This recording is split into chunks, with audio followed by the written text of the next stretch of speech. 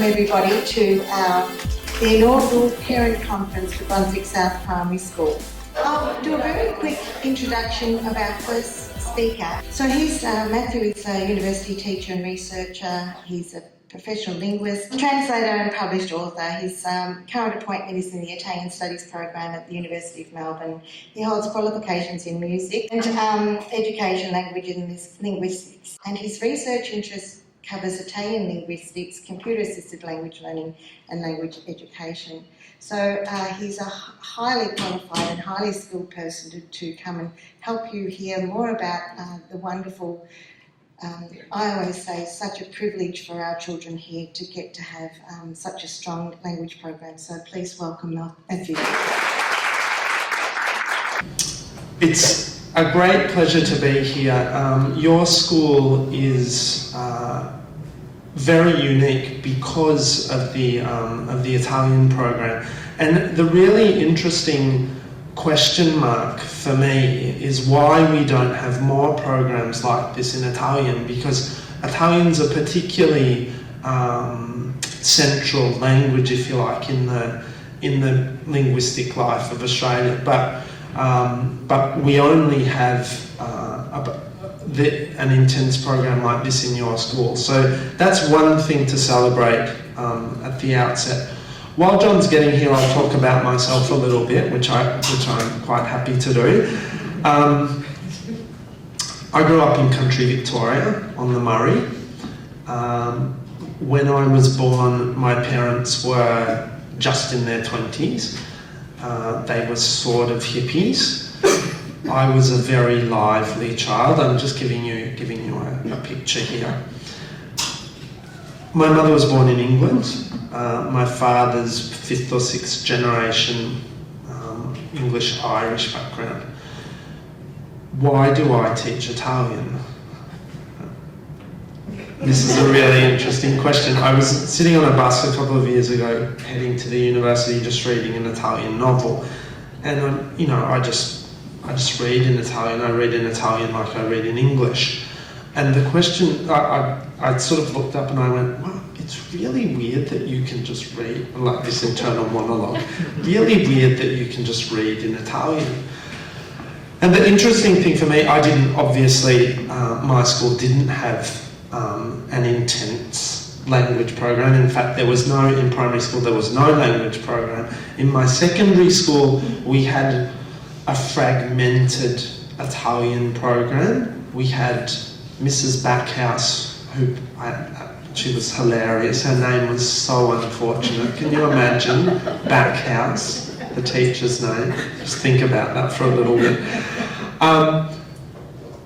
But the reason I ended up teaching Italian is not so much because of the formal education, but because I actually had quite an interesting immersion experience as a child.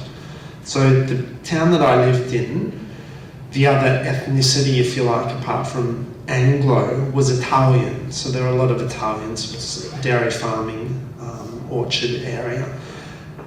Where we lived when I was very small, our neighbours were Italian. Now I've given you that image of my family, young hippies. Just to give you a sense, in summer the TV used to be outside. We used to sit outside watching the TV. So I wasn't raised in one of those, my parents didn't know where I was most of the time, but for the first 5 years, I'll tell you where I was next door with the Italians. And this is absolutely true, because I've got all of these vivid memories of their house. I know the layout of their house. I know what I had wine at 3. I had a little nip of their homemade grappa at 5. So basically, the mother and the child of that family, he was Frankie, exactly my age. They'd just arrived in Australia. No English particularly in the house. I've asked my mother repeatedly, what was I speaking at that, and she said to me, I don't know, all you did was talk all the time. So I guess the point I'm trying to make is,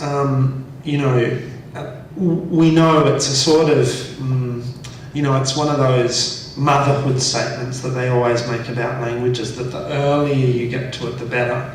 There is definitely something about an exposure and interaction with language at an early age. And that is, for me, and it's really interesting for me, I only reconstructed this in my adult life. I sort of, you know, that moment in the bus or whatever, I always thought the Italian for me was just because I'd studied it various times, but actually it's much deeper than that. And people say to me, oh, you must love Italy, you must love everything Italian.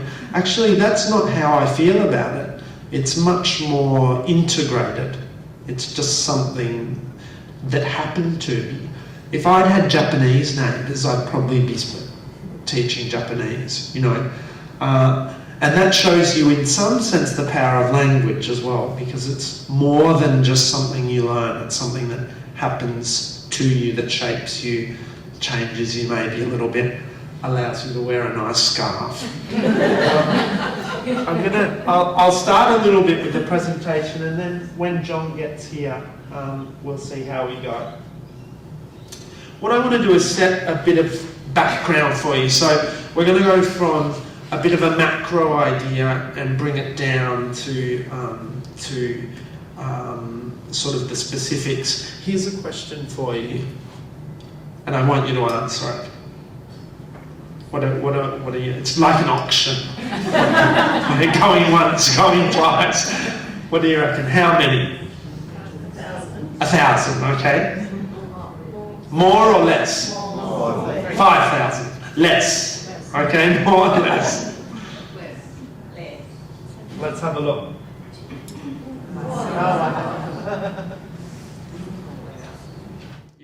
The thing about the 7,000 is, and this is important to understand, 90% of the world's population speaks 10% of those languages. Okay? So that means there's a lot of languages with very small speaking populations. This number's going down every year. Okay, it goes down every year because there's quite a range of languages that are, they call them moribund. So they're, you know, they've got some 99-year-old speaker in far-flung Africa, and that's the last person that speaks that language. The interesting thing for you to do, if this interests you, is go to that website, Ethnologue. Really interesting, lots of statistics, country statistics, a great breakdown of Australia's languages as well, the languages spoken in Australia. If you want to get a sense of the linguistic complexity of the world. The really interesting thing about languages is the more biodiversity in a place, the more languages there are, which is a really interesting correlation. So you think of sort of an area like Papua New Guinea, lots of biodiversity, lots of linguistic diversity. Yeah, which shows that language, in a way, is much more than just a construct. It's actually very intrinsically linked to our sort of ecology more widely. Okay. When we talk about languages, I don't know if you've seen this term before, L1, first language. First language. Yeah, okay, let's answer this question. What do you think of the languages that have the largest number of first language speakers? So the language that you have from when you're a baby. What do you think these are? Okay, Mandarin, Spanish, English, Hindi. What else? French. Oh, French, interesting. Russian? Okay. Let's have a look at, we're going to look at the top. Japanese? Yeah, very good. We're going to look at the top 21. And you'll know why it's 21 when we look at the list. because number 21's Italian. So this is, the numbers are in millions. The numbers are in millions. So Chinese, in order, Chinese, Spanish, English, Arabic, Hindi, Portuguese, Bengali, Russian, Japanese. Lardner's language of Pakistan. So Punjabi is included in there. Javanese includes, these data are from Ethnologue. Javanese includes all of Bahasa Indonesia as well, so they just call it Javanese. Korean, German, French, Telugu and Marathi are Indian languages. Turkish, Urdu, Vietnamese, Tamil. Number 21, Italian. Now these are first language speakers, okay? First language speakers. Things reconfigure slightly if we also take into account people that can speak more than one language. So English moves a little bit, Spanish moves a little bit. But look at this list, and tell me why these are those languages. Why are these the most spoken languages? Why say again? Population. Okay, population is one. So for instance, and colonial, very good. So population and colonisation. So they're either the languages of the vast nations, like Chinese, or they're languages that moved around the world, like Spanish and English, and Arabic, and Russian, French to some degree,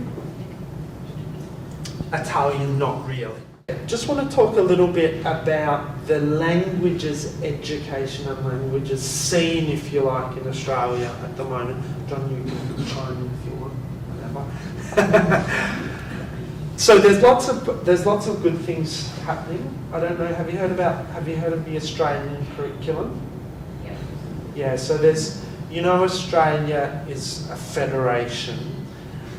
Educationally, we're a very strange country because we have, is it 21 or 24 education jurisdictions?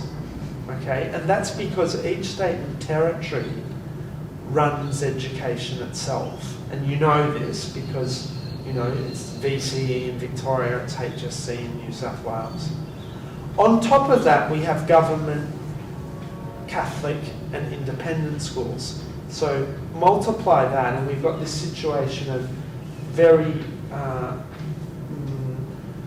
different educational scenes around the country. But there's been an attempt to make a national curriculum. Think of a country like Italy, 3 times the population, it runs a national curriculum. Okay, we're having trouble running a national curriculum in our little big country. But the good thing about the Australian curriculum is languages is included as a learning area. And the interesting thing for Australia is they're language specific. So a lot of countries have a language curriculum, but it's a general curriculum and every language has to sort of try and plug into it. Our curriculum is different because it tries to deal with the specificity of each different language. So there's an Italian curriculum in the Australian curriculum. The Australian curriculum is not a physical document, it's only online. If you're interested in it, you can get on there and have a look and see how it works. australiancurriculum.edu.au. We live in the best state for languages in the country, and that's unquestionable. I've just come back from New Zealand, and everywhere I go from interstate, they always talk about Victoria as the role model. We are really light years ahead. One of the good things is that we've had a lot of bipartisan support politically, both from the Libs and Labor, about the value of languages education. It's actually been long-standing, and many of the requirements in Victoria are much stronger than the rest of the country. So, for instance, in New South Wales, they have their only language requirement is 100 years at year 7 and 8. 100. 100. It feels like 100 years. Very long days in New South Wales. they struggle a lot with languages education because, of course, it completely undermines language education in the primary sector and also undermines language education at higher levels. We have a requirement, because, of course, languages is one of the key learning areas that's been agreed by all states and the federal government. At some point in your education, a child has to have languages education. The trick is how much and when, and Victoria has been firm in saying that you need languages education from primary school all the way up, at least to year 10. And that's made a massive difference because once you get it in the schools, the first issue is trying to get language in the schools. Once you've got it in the schools, you can do something with it. And because it's in the schools, the education department here doesn't have to worry about trying to get it in the schools. In fact, it's taken a really firm view in the last couple of years, and schools can't be registered in Victoria if they don't have a languages program. That's primary and secondary. And as a result of a big renewed push, this has been clarified in the last couple of years, particularly in the primary school sector. There's been a massive re-emergence of languages in primary schools. There was a slight drop, 10 to a drop. There's been a massive expansion. We now have an expectation that all primary schools and all secondary schools will offer languages education from prep up to year 10, and all children will be doing languages from prep to year 10. So having in the schools, having a very clear idea of what the expectations are, has a tremendously positive effect on the value of language. There are a number of issues, of course. We've got to make sure that we have that the schools are actually following state government recommendations. So a non-bilingual school should be offering 150 minutes a week of language.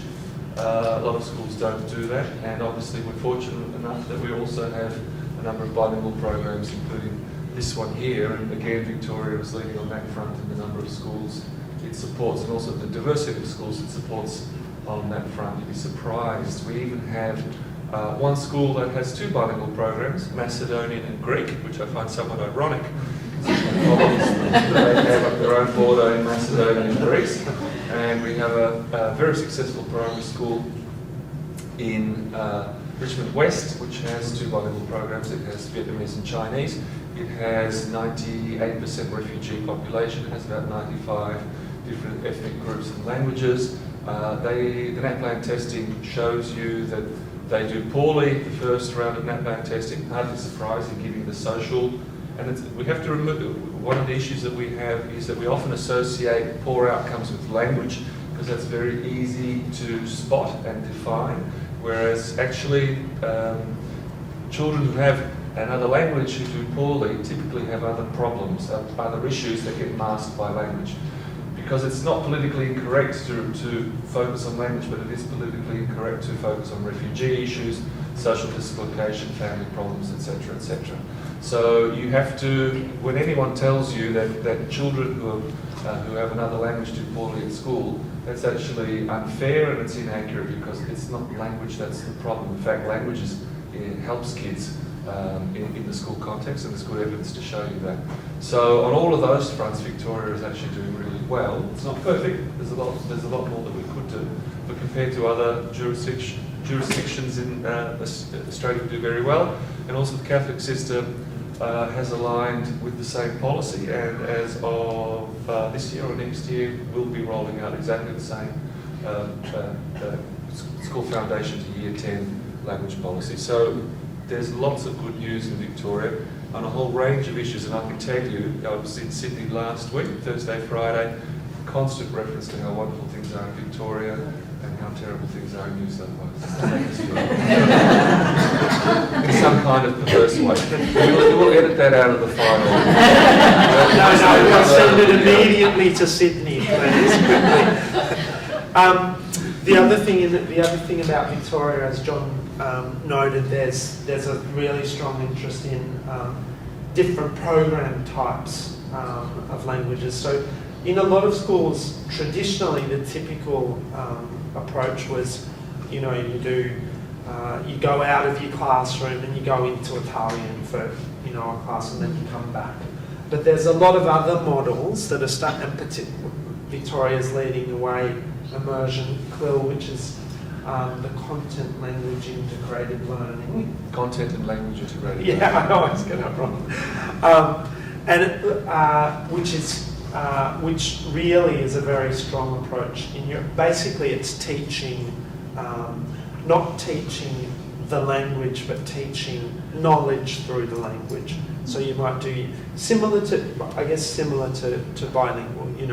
You teach your science in Italian, you teach your maths in Italian, that sort of thing. The other thing, obviously, that we have to remember with languages is this democratization of access, because with the internet, we've got an unparalleled possibility now to explore both language and the cultures that are associated with those languages in a much more immediate and potentially more authentic way than we've had before. So, kids coming up, if they've got access to technology, are able to form a very different view of where the language is used.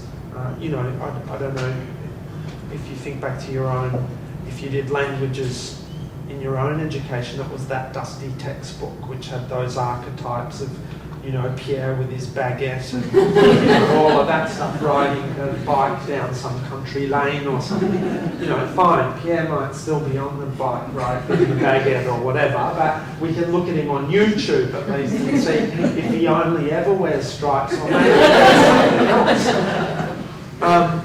There are technological solutions as well. I've been trying to school myself in German for a number of years. I've got a very good friend who lives in Germany, and I go see her. And I'm okay. I'm pretty good linguistically. I crack out the German, and they all go, "Oh, you're Italian, aren't you?" Which is quite hilarious. But the thing about it is, I haven't got lessons or anything. I've just got some stuff on my iPad or whatever. I do a bit of Duolingo, that sort of thing. But there's a lot out there. I mean, what's developing now, which is really interesting, is these online native speaker meet possibilities. So they're already available in some not European languages, in Chinese, Indonesian, and Japanese. You can book these online Skype sessions with young people if you're a school student, with young people in China or whatever, and this is free if you're doing those languages. So there, fabulous possibilities there. And as John said, politically, there's a lot more talk about languages in this period than there has been, both at a state level and nationally. Nationally, it's wound back a little bit. Probably 2 years ago, there was a bit more talk about it. But one program that's at a national level attracting a lot of interest is the Ella program. If you've got children that are coming into school, you might have heard of this. It's the iPad language apps program that's going to be rolled out in all kindergartens nationally. It's not a fully blown languages program, but what it does is, the notion is exposed, because of course children aren't exposed to languages, but it's this notion that in kindergarten they can have this exposure to languages through. The federal government's very keen on this program, and I mean, I think my view is that at least they're talking about languages, in a better way than Peter Dutton is. Why bilingual? Here's some statistics for you that are quite interesting. 3 out of 4 people that you'll ever meet can speak at least 2 languages, if not 3 or 4. 3 out of 4 people. We think that speaking one language is the norm. It actually isn't, and it actually never has been, I don't think. Yeah, and I often say this, Jesus was quadrilingual. I mean, he didn't speak English, President Bush, but, you know, he at least spoke his local language. He could clearly deal with Latin. What else did he speak, John? Well, he obviously spoke Aramaic, Hebrew, probably Greek, and Latin. That would have been the norm for those people. And to his Lord Father, we don't know what language. So, Undoubtedly Italian. Undoubtedly. Well, the Pope speaks it, so That's right. we have the evidence. Well, the Pope's multilingual. Oh, yeah. Yeah. So, you know, this notion that you just have one language is actually, that's not actually the norm. The other thing about English is everyone that speaks English thinks everyone else speaks English. Actually, only a quarter of the world's population knows some English. John and I have both been to Italy, and I can tell you, I don't think a quarter of Italians know English. No, in fact, that's a figure that we cite, but that's very misleading because out of that quarter, many of those people actually don't speak an English that you can understand. Who's been to Japan? My greatest fear of going to Japan is stopping for an instant to look where I'm looking, to find out where I'm looking for, because somewhere someone is going to pop out and start asking me in English, where do you need to go? Because my repeated experience is I can't understand anything that's being said. Japan has been teaching English for the last 60 years to its population. Proficiency in English is appalling, but many people would include Japan as an English-speaking, because of the education system, as a country where, you know, speaking English as a second language is a norm. So people may think they speak English, but it doesn't necessarily approximate anything that native English speakers can understand or usefully use. And I have many stories from Japan, from drawing from personal experience, about getting lost in a rainstorm, and actually people running away from me. It took me a while to work out why that was, and then I realised that was because they didn't want to attempt to try and use their English. And this was young and old. So, you know, don't believe the story, and you're often there's often an illusion of people speaking English wherever you go. It's because English speakers like to follow the same tourist song lines, so we will go where everyone else goes, and it's quite predictable. There's a lot of comfort in that, and we take what I call the Anglo bubble. I've come up with this thing, and I talk about how we live in this Anglo bubble. It's precisely what Matthew says, that we think everybody else speaks English. A lot of people think you should only speak English, and English is the language everyone speaks.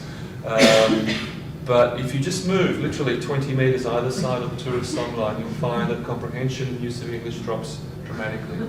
Those people who need to make money are savvy about using English or any other language that tourists need. But you know, just move slightly either side of the song line. People use knowledge and understanding of English drops dramatically. And this highlights why it's important to know other languages, because if you live in this bubble, you just never know. And I always say this: if you don't know, you don't know. You know, if you're monolingual, you actually don't know what it's like not to be.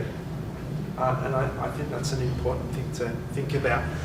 Australia, it's really interesting because I think we've got this image of Australia as this English-speaking country, but before the 20th century, Australia was much more obviously monolingual. The first governor of Victoria spoke French.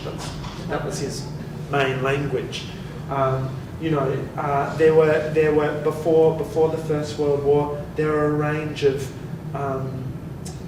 other language newspapers that were just published. Actually, there was a whole range of bilingual schools. Absolutely. World War I did it in and made it illegal in Victoria for many years. All the bilingual schools were closed down. It was actually quite normal to have bilingual schools all across Australia, and there was law in Victoria that banned bilingual schools.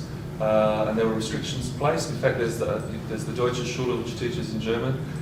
My former mentor and colleague Michael Klein actually had to lobby for the state law to be abolished so that a private bilingual school could be established. Now there was no logical reason why bureaucrats wouldn't want a school like that to be open, and certainly to freeze resources from them. But all of a sudden they discovered the law and they blocked actually blocked the opening of the school for a number of years, and so the law had to be changed. So, you know, these laws can have terrible, long-lasting consequences. It's taken us a long time to try and change that, and we've done better than most other places in Australia. I often also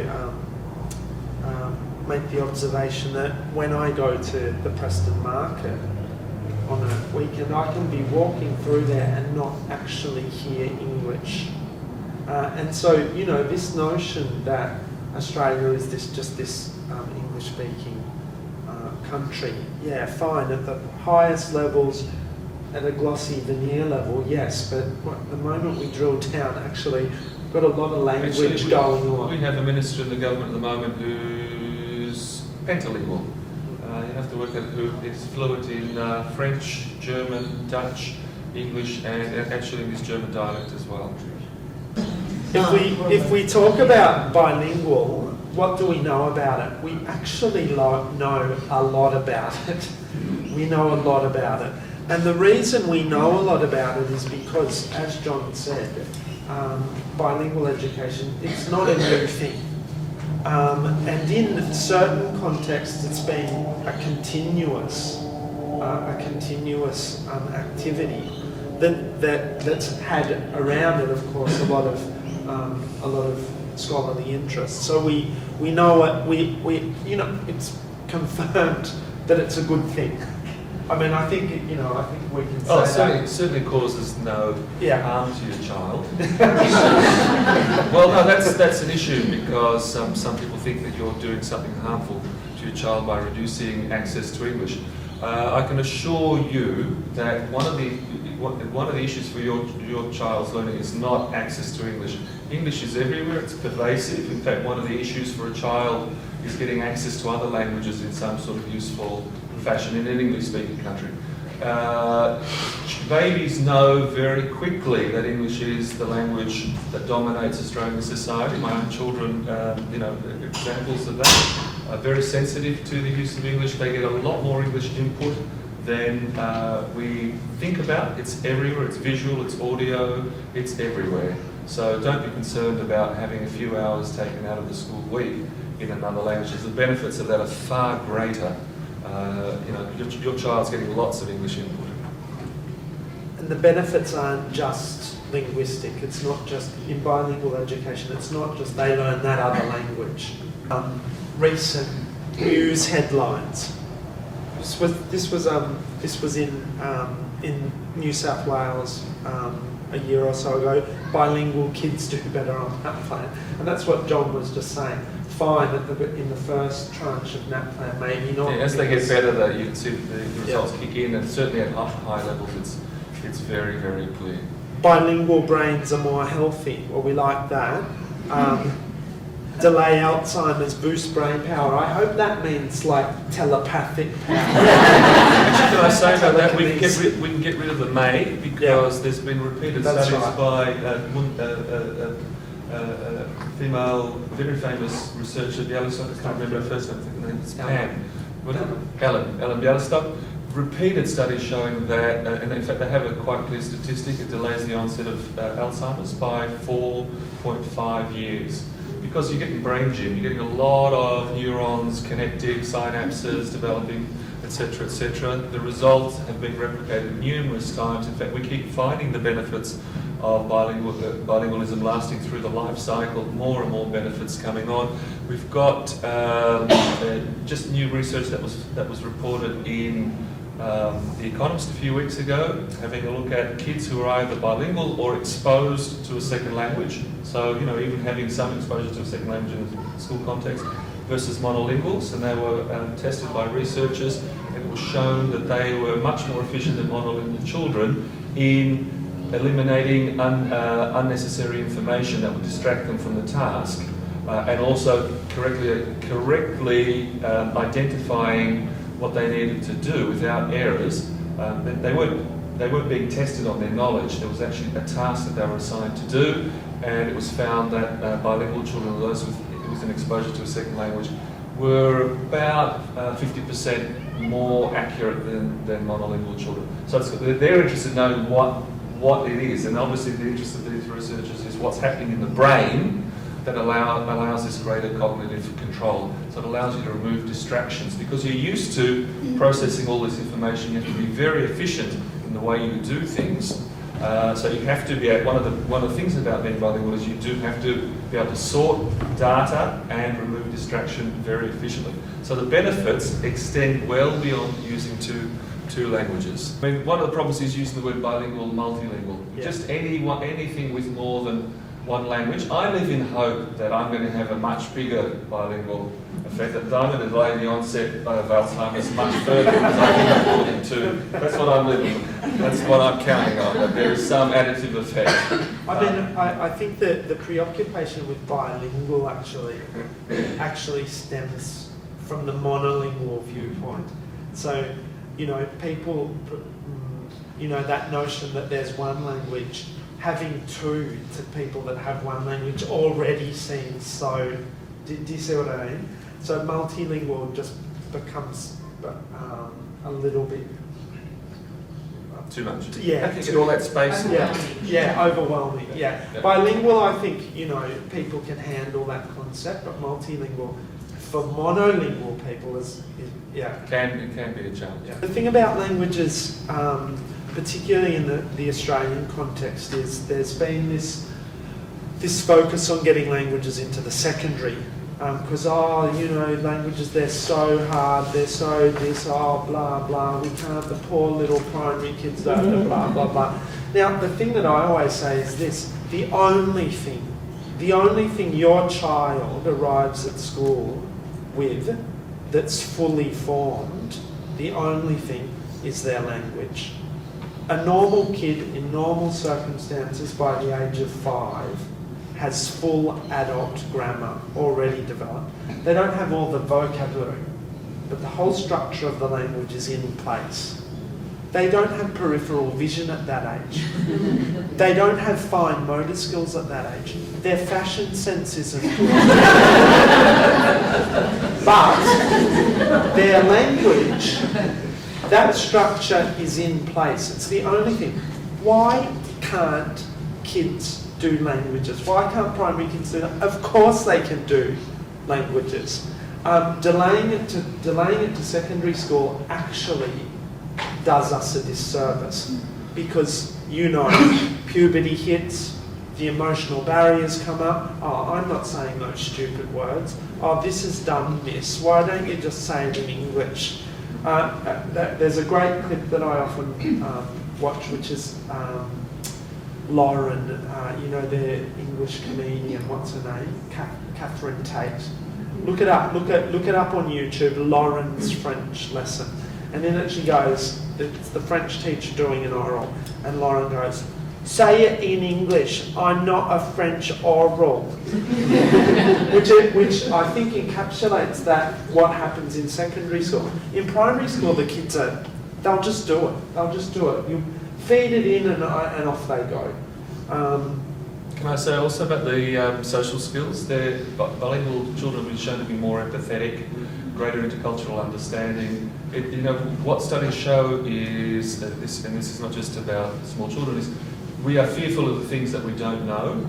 So if you want to eliminate fear, provide people with contact and opportunity, and that applies also to language. Let's talk about Italian. Here's some images. Modern apartment building there up on the left. Yep, my hair before I tie it back. Why have I put these up? Why have I put these images up? Stereotypes. Very good, stereotypes. What have we got? I showed these images to a big group of Year 9s recently. I want to see what you say, and then I'll tell you what they said. Pisa architecture, yeah, good. Very good. Yeah. Which is making me surprisingly hungry. Do we know what this is? Yeah, very good. Okay. Yeah, this image was hilarious with the Year 9s. They're going, "Oh, is it a hotel? Is it a theatre?"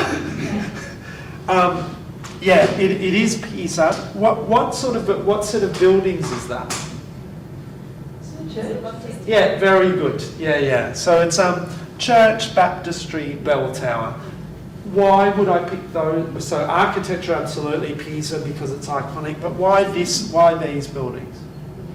Because it's famous. Say again. I heard it. Religion. Very good. Okay.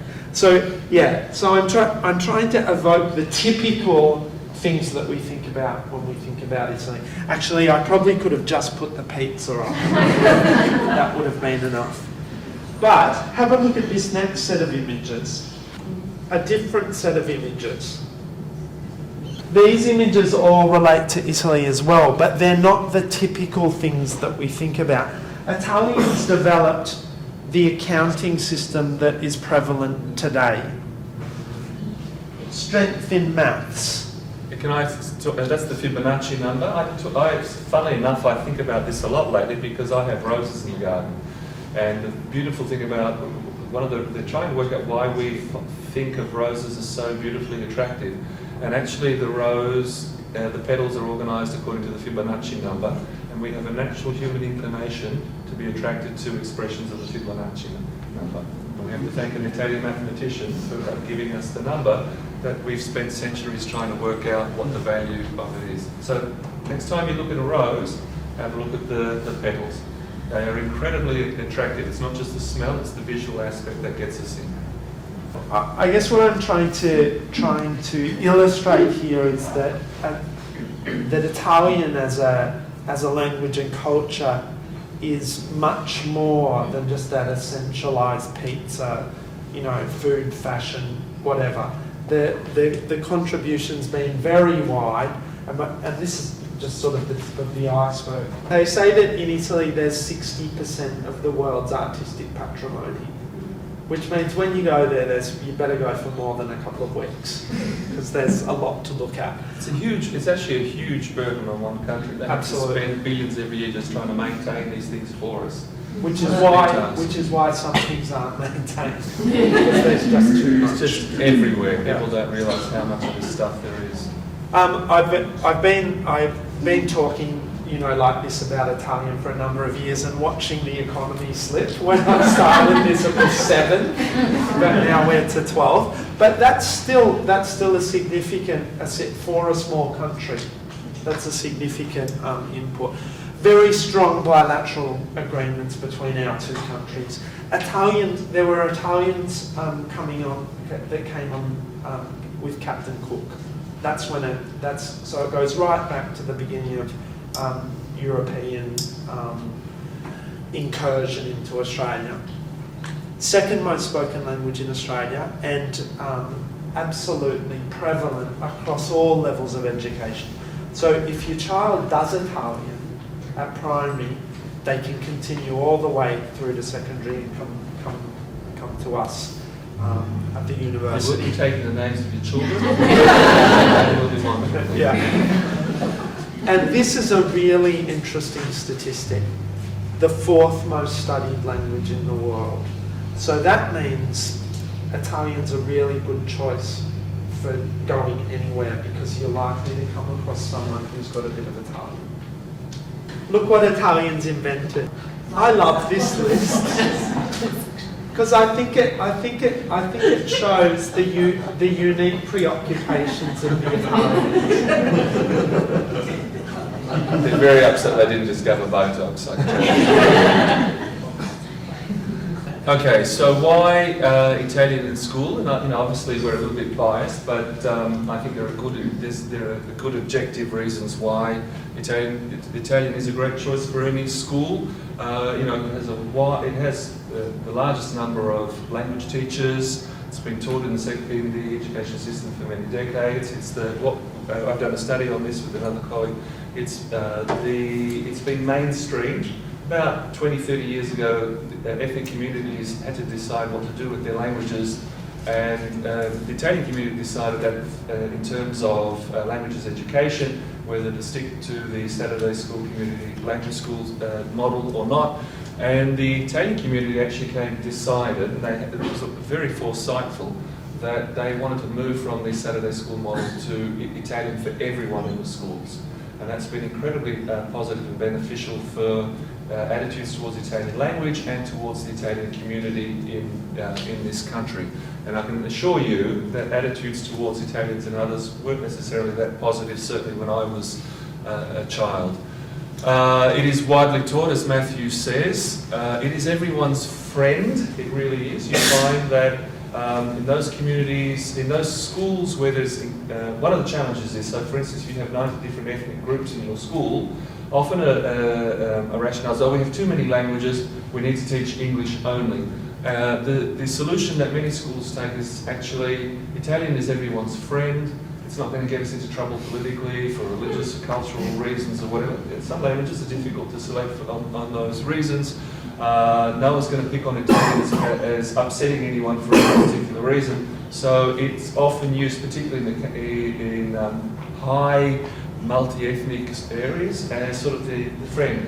You know, we're happy with this Italian. One of the factors is time on task. If your child spends no time learning something, you can't expect that child to know something about that thing. So, for instance, one of the characteristics of learning in China or in Korea and Japan is that children spend an incredible amount of time learning, because they spend a lot of time learning after school. Okay, so that's one solution to getting really good results. The other issue that we have is NAPLAN testing in Australia, and that's caused a lot of problems, not just in Australia but in other English-speaking countries, about literacy in skills in English literacy and numeracy. So one of the challenges is that your child can actually be fully literate and numerate, but these NAPLAN tests are only testing English. Okay, so they're not necessarily giving you an accurate idea about what your child's knowledge. With your child, they will refer to literacy and numeracy, but actually, if it tested in NAPLAN, but what they're actually really testing them on is not literacy and numeracy in a generic sense. They're testing them specifically on literacy and numeracy in English. So you have to bear that in mind, because it's not the whole picture. The other thing too is, one of the challenges, as we know with English, is its spelling system is bonkers. All right? Just think of the combination of letters GH, okay? So it could be trough, it could be through, it could be slough, it could be slough, it could be cough, it could be hiccup. There's a million ways. Your child has to learn that. It's a very complex way, the English spelling system is a very complex way of expressing simple things. Languages like Italian, German, Indonesian have fantastic spelling systems. What you see is what you pronounce, which means that a child in learning those languages or learning in those countries spends a lot less time having to learn how to read and write. Because, of course, once you learn the letter-sound association in Italian or German or Indonesian or whatever, okay, you save a lot of time, and it also means you can go on to other things. We have to have a lot of literacy support in the English-speaking world because we have problems with, one of the factors is we have problems with the spelling system. So, now literacy is transferable. The fact that you can read and write English means that if I show you a text in Swedish, you can read that. You may not understand anything about it, but you can read it. It's identifiable to you, and you know, in general how to pronounce that. All right. Actually, Swedish is fairly predictable. Is very predictable as well. You just don't know the content necessarily. You can use your English skills to try and identify words. So if you give a child literacy basis in a language like Italian early on, you're doing that child a world of good, because it will facilitate their learning of literacy in English, and it will also save a considerable amount of time. All right. Children are very curious. They get things wrong. Making mistakes is part of the process. But we don't want to hinder them by making it doubly difficult for them because our spelling system is bonkers. All right, so that's why language like Italian is really good. So the question before about literacy... Yeah, I was just wondering whether those benefits that we see absolutely. whether they also apply. It sounds like they do. Oh, absolutely, absolutely. It applies to everyone. We need to start with Italian, ASAP. Okay? Skills are transferable. That's what our government wants. Skills have to be transferable. There are clear studies of children sort of in lower percentiles, but also with learning difficulties that are put into a bilingual immersion context, and it's clear that those benefits that we see for the general population, if you like, actually accrue as well. And can I add a note about that? So if your child has some speech difficulty and you go see a speech therapist, and they, and this is unfortunate, there is a little bit of this idea, we know that this isn't the case. Learning Italian or a second language has nothing to do with it. The speech difficulty is unrelated to learning the language. It's got nothing to do with it. But there are cases where there are speech, mechanical difficulties in one language and not in the other, in the same individual. So, which actually shows you the benefit of doing more than one language, because, if there's an issue with one language and it isn't in the other language, well, it shows that there's, at some level, there's a possibility for repair. Okay, so how can you support your children? We know, and there's lots of research on this showing that one of the biggest predictors in your child's educational career and outcomes is actually the attitudes of the parents towards their education. So positive attitude towards all learning, not just learning in or through Italian, is an important factor in your child's educational success. Curiosity is always a good thing, so take an interest in what your child is doing, whether it's in English or Italian. And I think this is a brilliant opportunity for you to learn Italian yourself if you haven't already had it. The benefits accrue to anyone the benefits of learning another language accrue to anyone who learns that language, whether you're a child or an adult. I was just reading something this week that said even if you take up a language in retirement, Yeah. They can immediately see an impact on your cognition. So any time's good. Yep, it's fantastic. And really take the opportunity, it's a rare opportunity linking with your child's learning, and of course the benefits are, you can travel to Italy together, you can do lots of things together. So the benefits for you, your child might not be that excited about you coming. Yeah. Try and be cool at all times. All right, so there are lots of Italian resources in the wider community, and these are for you to take these and with you and your children after class. So I just put a few examples of online stuff that's out there. So for instance, there's this Raising Bilingual Children website, lots of resources there. Facebook has got groups. Twitter, just look at the hashtag bilingual, you'll find all sorts of things. What else? I can't see. There's the local library. They'll stock books in Italian as well. It's a great way of building bonds with your child. There's also play groups for your other children. You should investigate that as well. They shouldn't miss out. That's a fantastic thing to do. Ella, that Matthew talked about. YouTube is a lot of fun. All right, you'll find a lot of stuff on there. There's children's television, etc., etc. There's Rai TV, which is like their equivalent of the ABC, and there's lots of stuff on there that you get on Playview or whatever we call that thing now, iPlay or what is it? Playview. Yeah, I'm with it. And then there's also Quasi in Carlton on Faraday Street. They have resources, etc. They have like a toy library as well. They have books, kids' books, all sorts of things. And also the Opportunity of Education programs. NGV and Museum Victoria do a lot of these things. So take advantage of that. Just one last point about if your child already has a second language, your child will draw great benefit from learning a third language. We know from research, and there's lots of that, saying a child with a second language actually learns a third language more easily. Because you have those skills, you have to think about lots of different things, you're more used to difference in language, etc. So those things are not only transferable, they're expandable. So it's a good news story for everyone. Thank you. Thank you very much, guys. Well, I feel totally inspired again on that bilingual program. I'm so glad I made the effort to get up and come in this morning and listen, and I hope you've got lots of information. I hope they've answered all your questions. There's morning tea to take with them, and thank you very much for your